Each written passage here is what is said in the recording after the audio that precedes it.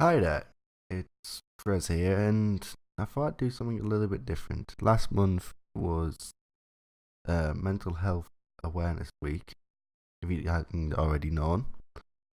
But a lot of you don't know about me personally, and I do keep this on the down low, so any support is appreciated. But um, it's difficult to say really, but a lot of people suffer with an issue called attention deficit disorder, hyperactive disorder, also known as ADHD. I personally struggle with ADD. I don't get as hyperactive, but I still struggle to focus more or less. It's more or less a neurological issue where my brain thinks of something, but it doesn't quite get there. Quite similar, not similar, but kind of like Parkinson's. Obviously, the brain sends different kinds of signals. It's not as close to that, I agree, understand, but it's quite a more known subject. And I just thought I'd speak about it personally and what I feel about it, to be honest, and maybe give you guys some facts, and hopefully it helps see what you guys perceive as someone that has ADHD, or maybe it help you understand someone that has it, or maybe even help you diagnose someone to get them the help they need. So, what actually is attention deficit hyperactive disorder, or ADHD? We will just call it ADHD because it's a lot shorter name. It's basically a neurological, neurobehavioral condition that interferes with a person's ability to pay attention and exercise age appropriate inhibition. Basically, meaning if they're told to sit in a chair, they probably won't like to sit in that chair. They'd rather be doing something else, like stood up, walking around. I do find it let me put my teeth back in. I do find it hard sometimes to sit here, and I do find it sometimes I don't want to be doing certain things, but I have to do them, unfortunately, because we're adults, we have to work. So, who gets it? It's typically diagnosed in children, but adults can also have the condition, and sometimes they may not even be aware they have it, to be honest. It's really awkward to say that, that sometimes they might not even recognize it, that they've got it. They just think they're struggling with certain things in life.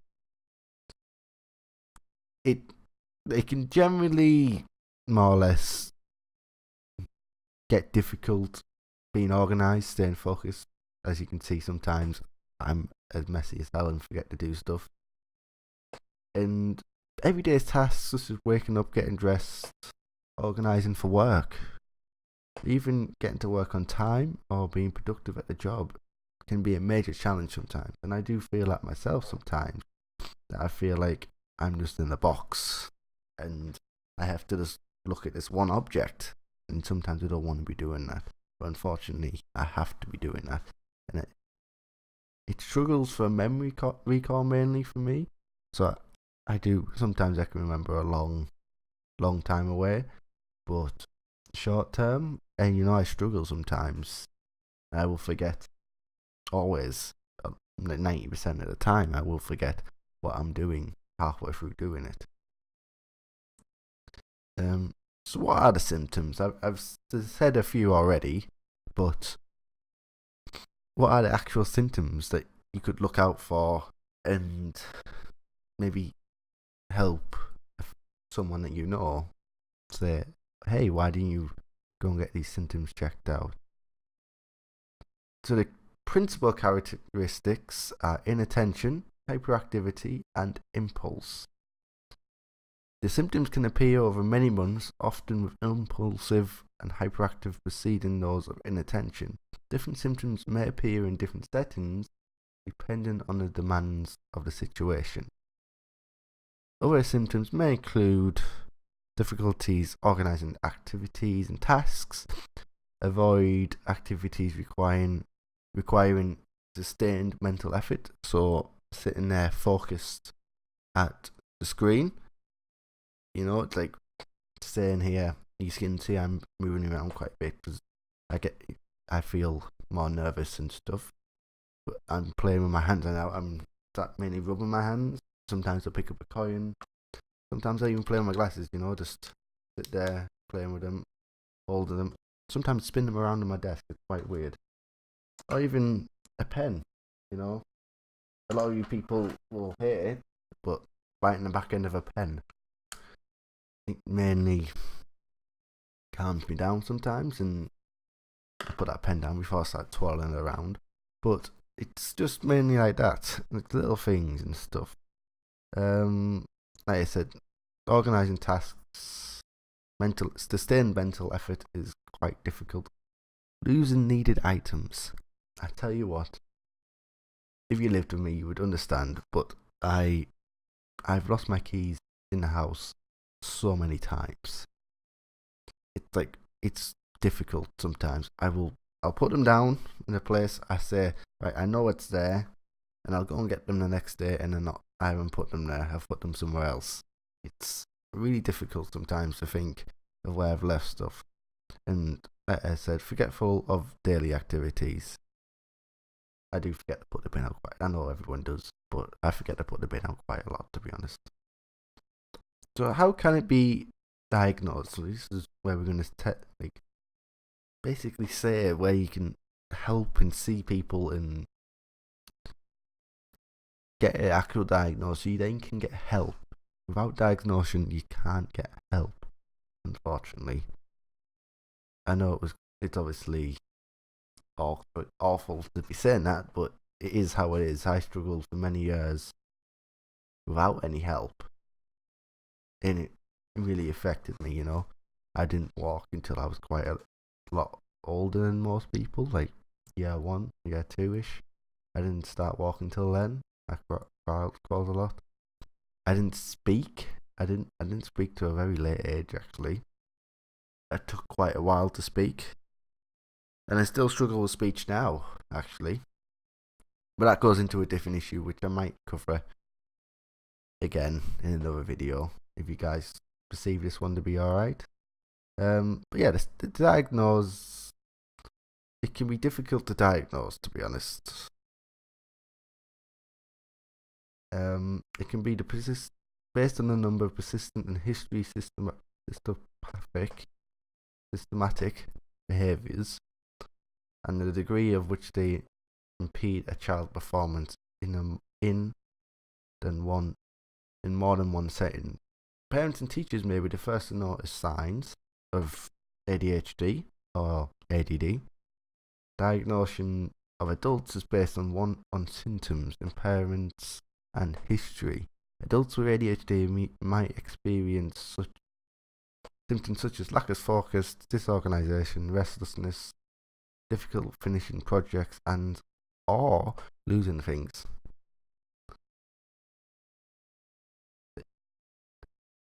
They also have difficulties at work, at home, or even personal relationships. I've felt that many times, unfortunately.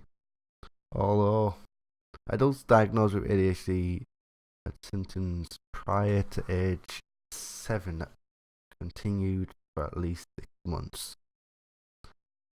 Diagnosis should be made by professional training in ADHD or mental disorder.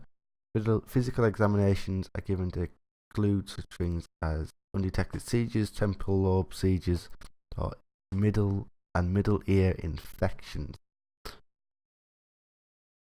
It's difficult to diagnose it, but obviously professionals know what they're looking for.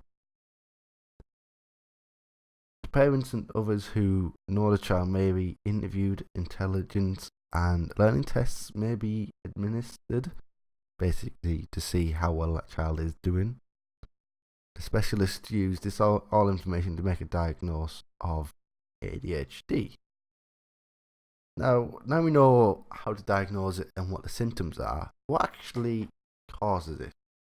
ADHD is we've already discussed, it is a neurological disorder, and research indicates, not identicates, that may be due to alterations in the brain and how it functions. The causes of these differences are not entirely known, but family and twin studies reveal ADHD is genetic. Between 10% and 35% of children with ADHD have a close relative with ADHD. Nearly half of the parents who had ADHD as a child also have a child with the same disorder. Studies in the families of children with ADHD show that relatives are at a high risk of ADHD, other psychiatric disorders, and learning different guilt states. What are the treatments and side effects? Now we know what the causes are, how it's diagnosed, what the symptoms are, and what it is. What are the treatments and side effects? So, as of now, there generally isn't a full treatment per se that fully cures. It's not a curable thing. It's difficult to say. Although ADHD is very treatable, children with this disorder sometimes seem to outgrow it, sometimes they still struggle with it. They usually develop adaptive measures. Put my teeth back in again. Adaptive measures to compensate for their condition. Current ADHD treatments mainly focus on symptom management and be able to organise yourself, get yourself going, and they're managed mainly with medication. I used to be on them before, and they made me very tired. I used to sleep a lot and be very drained all the time.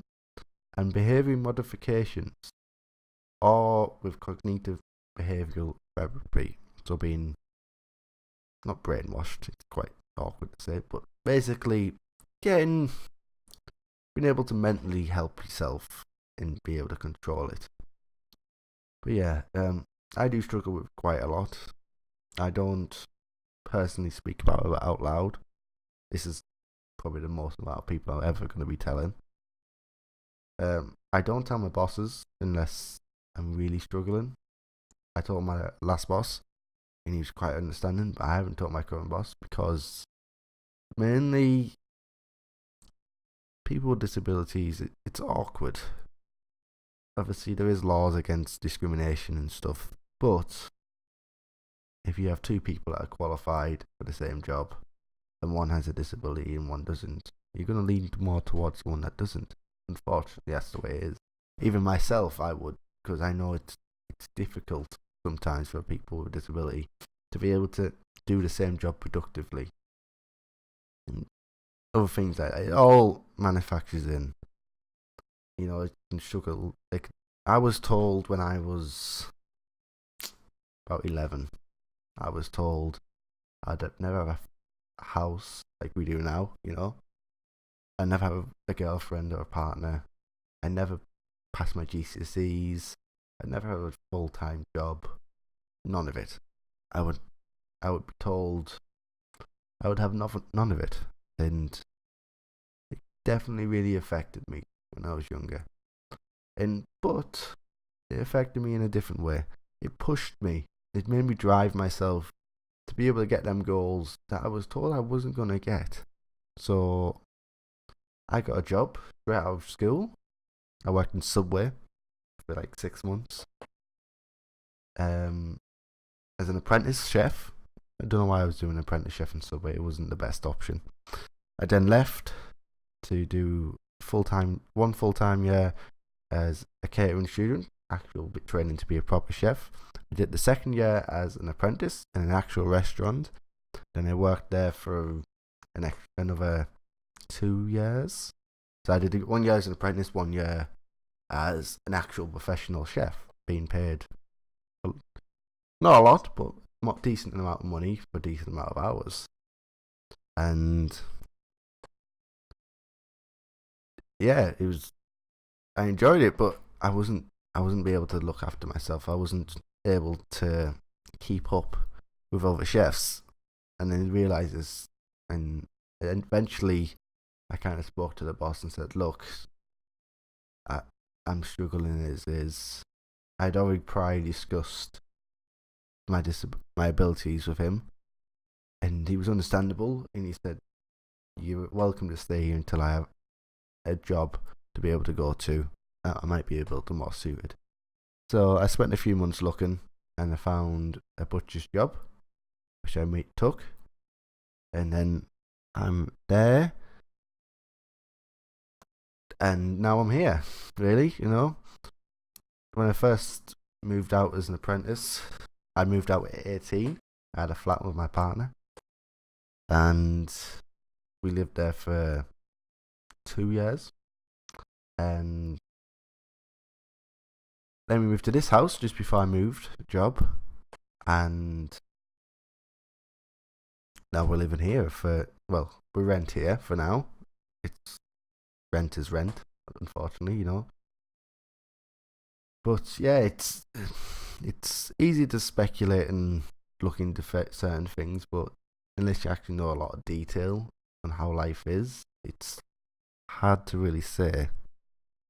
But hopefully, if you like this, guys, please do subscribe and like and help support my team, Legion of Twitch.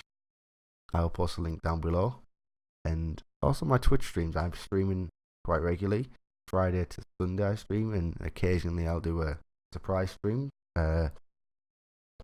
Monday to Thursday, and I record videos for YouTube Monday to Wednesday, and post on a Thursday. So yeah, Thursday, Friday, Saturday, Sunday for content. So please do check me out below. Thank you. Where's the button gone? Bye.